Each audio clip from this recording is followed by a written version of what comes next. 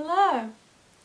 May is Ehlers Danlos and Hypermobility Spectrum Disorder Awareness Month, and I was diagnosed with the latter, so I want to, talk to my audience and tell you guys more about it and what led me to my diagnosis and how I got diagnosed and just all of the information about that, because it's been a long time coming.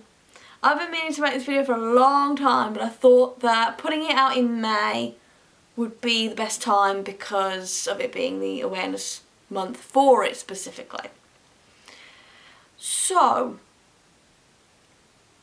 Ehlers Danlos syndrome, or EDS, or Hypermobility Spectrum Disorder, or HSD for short, they're connective tissue disorders, and they cause pain and joint instability, fatigue. It can vary because it's an individualistic condition, but it can also cause, or mainly just cause, irritable bowel syndrome. And when we go to the dentist, we need more local anaesthetic. I don't know why that is, but we do. And loads of other reasons, like some people get dislocations, I don't. Some people get sprains, I do. It really varies because, as I said, it's an individualistic condition. You also bruise easily. And you have like poor wound healing, like it takes longer for you to heal after you get wounded in some kind of way. So yeah, there's a lot to it, but I'm going to talk about myself and my own experience with it because that's all I can really talk on, really. So, when I was about 8 years old, me and my mum and dad went to Disney in Florida, and I couldn't walk as far as anybody else could. And yes, the parks are very big, but it was unusual because my parents, they haven't got the highest fitness level.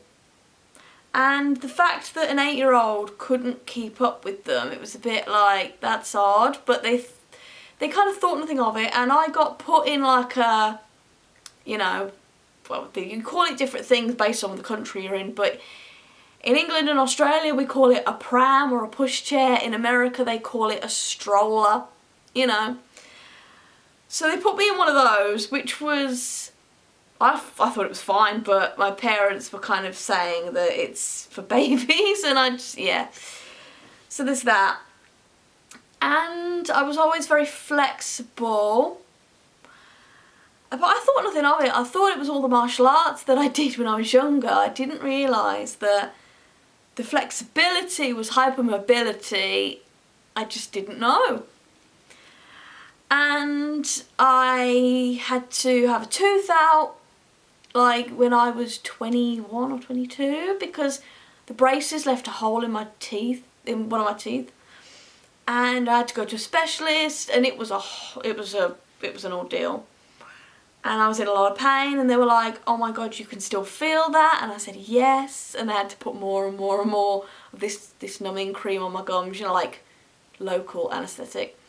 And I realised over time that I needed more of it, and I researched it all, and it ended up being because of me being on the Ehlers Danlos spectrum, and obviously the bruising a lot, It was all just, but it was all just in the background. And I used to get, well, I still get, really painful periods because the womb is all connective tissue, and it's a connective tissue disorder. And I never realised I had all these things, and I used to have issues, well I still do, have issues with syncope, which is blacking out or being close to blacking out, which means your eyes are open but you can't see anything, everything's black. It's so scary when it happens. It doesn't happen very often. It happens mainly when I'm on my period. And it happened once or twice when I was a child, when I was on holiday/vacation, and my parents were just like, what is going on? They just were very concerned. But we never really got to the bottom of what it was. So yeah, I had a lot happen, loads happen, and I just didn't know anything about it. I had a friend when I was in my late teens who had EDS. She's not alive anymore, but I'm not going to go into that. But anyway, she showed us EDS and she did like a talk about it, you know, like an educational conference about it. And she put her hands like this behind her back, and I can't do that. So I just thought, oh, I haven't got it. I thought nothing of it. It wasn't until I started really loving a particular band, yours truly, that things started to kind of make sense for me. So I love Michaela so much. She's the lead singer of Yours Truly, and she is one of the people that I love the most in this world. I cannot explain how much I love her. And through just following her online and just observing and admiring her in general, because she inspires me a lot musically, and her personality, like the qualities that she's got, are great and rare and special, and I have the same qualities, and I relate to her a lot more than I relate to anyone else, really. We have a lot in common. So I started seeing hypermobility on her, and I was like, oh, and then I started to think about, like, I wanted to learn more about the condition. And when I made my comic book to raise awareness for autism, and I met Monique, who I'm now best friends with, who illustrated the comic, she has EDS as well, and we were talking about it. And I opened up to Monique about my joint issues and symptoms for the first ever time that I'd spoken to it, I'd never spoken to anybody about it before, especially so openly. And she was like, okay, I think you've got HSD. And I started to learn more and more and more about it, and things started to make a lot of sense. And having those people in my life has helped so immensely and has changed my life for the better forever. So yeah. Then I went to a doctor, a general practitioner, a GP. And I said, I think I've got this condition. So they referred me to a joint specialist at the GP practice on another day. And they said, yeah, you're definitely hypermobile. So then I went to the GP again and I said, look, I want a referral to a rheumatologist. So they did. They referred me, and the rheumatologist checked me by doing something called a Baton scale score, and I scored 8 out of 9. And we did loads of different tests and things, and lo and behold, I ended up having it. So yeah. And then I got an official diagnosis letter in the mail, and I went to see a physiotherapist, and we were talking about it, and she gave me some advice, and I've just been dealing with it. Really. Like sometimes my jaw will lock itself, so that's difficult. Mainly when it's cold. Like the cold weather affects it a lot for me. Like my joints get more painful and unstable and everything. But I just make sure that I rest enough now, and I don't overdo it, and I don't push myself too much, and And yeah, I was having a really hard time with it because I kept getting sprains and swelling in my joints, and it was so painful. And I was in a not very nice full-time job at the time, and it was just awful. And there were people there in particular that were picking on me for the hypermobility, and I was really upset. And I wrote a song about it called Can You Tell, which I am going to put out very soon if I haven't already. If I have, it'll be in the description. And it'll be in the description anyway when it comes out. I recommend that you have a good support network around you. Try and reach out to other people with the condition. Try and make friends with people that have got the condition. Because having that support system is everything. And also, know your limitations. Don't push yourself too much. Listen to your body and what it's telling you. If it tells you to rest, you've got to rest. Always put yourself and your health first before anything or anyone. And yeah, the specialists, they all say there's not anything we can do for you. But I've found that what helps with my fatigue is effervescent vitamin C. I've found that not overdoing it helps as well. And yeah, just little things. Obviously getting specific advice from a physiotherapist is great. You know, like she says to me to not get dumbbells and do any exercises up here. And also, when I have to have luggage, like suitcases, you know when you go on an airplane and you put it in the overhead locker, I make sure that it's not me that puts it up in the overhead locker and it's not me that gets it down where possible. You know,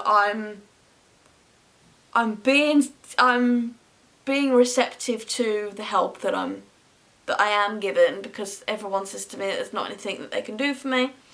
I take loads of supplements. I take glucosamine, I take vitamin D, I take collagen, all sorts. And it helps a little bit, but obviously not fully. Also, don't do the party tricks. So for example, I can put my legs in like a W position like that on the floor, and I can put my back all the way onto the floor. And yeah, don't do that. Even though you can do it, don't do it, because you know, the pain and the stiffness that comes along after is not fun. So yeah. Another thing that's really important is this condition, like being diagnosed with HSD, Hypermobility Spectrum Disorder, has helped me, because it's like I was able to come home to myself. You know, like, because I am autistic as well, which a lot of people with EDS and HSD are autistic. So just bear that in mind as well. There's a link there. Not everybody has the links, but there's a lot of people that do. So yeah. But anyway, when I was being picked on for my hypermobility at my previous job, it made me feel awful. But because of me being autistic, I've had people pick on me like that my whole life anyway. But the things that people were picking me on about my autism were things that I couldn't physically see. So it was like things I weren't aware of, like my personality, things to do with my personality and things like that. Whereas people were picking on me and being mean to me about my joints being more bendy than the average person. And I found that to be a ridiculous reason to bully people. And it made my self-advocacy so much better. It made me louder. It made my empathy better. It made me into a better person, because I have more empathy now towards people and their situations in life. and what they could be going through. And I came home to myself because I thought, there's nothing wrong with me. There really isn't. You know, and I was out in a restaurant with somebody, like about a month after me being diagnosed with HSD, and my autism makes me a bit louder, so I was talking loud in a restaurant, and this person made fun of me, and I had the self-love and the self-advocacy to say to them, you know, it's a condition, like I can't help it, I'm not aware of it, and that the person needs to be more understanding. And that has helped me so much. It really, really has. And as well, I feel like the condition keeps me safe, because I'm one of those people with obsessive behaviours where I will just do repetition with something over and over and over again, and I will just go into complete burnout if my joints and my body doesn't say to me, Steph, you're doing this too much, I'm gonna sprain if you don't stop. You know, so it's helped. It's helped. You know, you need to look at the positive side of conditions. You don't need to be like, oh, I'm depressed because I've got this condition, it's really difficult. I totally understand that. But you need to also see the positives and be like, actually, what good can I do with this? How can I advocate for myself and others with this condition? But also, I want to describe what HSD is like for me, because a lot of people I know struggle to describe what it's like for them. And even though it's an individualistic condition and they will feel differently to me, there should be some similarities. So, I call EDS and HSD, I call it paper mache in the rain. And what I mean by that is, you just never know if and when the paper mache, which is my joints, are gonna just give way. And you know when you're a kid and you're in school and you make these paper mache volcanoes in science class? Well, when I was a child, me and a friend were walking home in the rain with our paper mache volcanoes. We didn't have anything to cover them. And one of them was absolutely fine. And they were in the same weather conditions, the same distance, walked, travelled, everything, you know? And the other one caved in because of the rain. And it was just strange. It was just like, why did one cave in and not the other when they're under the same conditions? But it's like with EDS and HSD. Sometimes your joints just give way, but you don't know when it's going to happen. And it's just so difficult. And yeah, and also about fabric. My joints, specifically my wrists, feeling like fabric. And feeling like there's little bits of fabric that have come off on everything that I've touched. So, for example, when I was a child, the monkey bars in the playground, you know, or anything, you know, it feels like, you feel like you want to look at everything you've touched and be like, what did I do to cause it? But the condition just makes things sprain and dislocate anyway, you know. You could look after your body loads and it will still happen. You know, so it's just, it's a hard one. But yeah, the way I describe it is paper mache in the rain and your joints feeling like fabric. Sometimes, yeah, and like having the fabric come off on different things and you're just looking around and seeing fabric on bottles that you'd opened or cans that you'd forced open or monkey bars or dumbbells or suitcase handles or heavy bags or something, you know? That's the way it feels for me anyway. But yeah, I just manage it the best way I can. I find that having warm baths helps me quite a bit.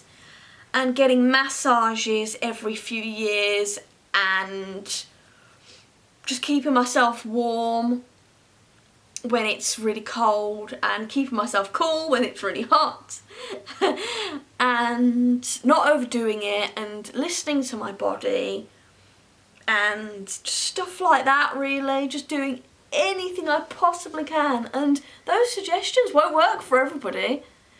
You have to find your own things that help you. I also wrap my wrists up with supports as well, and I use ankle supports and stuff like that. But yeah, I just try my best. You know, it's all you can really do. If I've missed out anything important I was going to say, I will write it in the description. And yeah, like, comment, subscribe. I hope that you've learnt stuff about EDS and HSD from this video. And thank you so much to everybody that supports me and helps me whenever the condition does act up. And I'm so proud of myself for not getting emotional during this video, because I really went through it with this condition. But yeah, the thing I forgot to mention was I was diagnosed middle of 2024. Yeah. But anyway, see you in another video. Bye.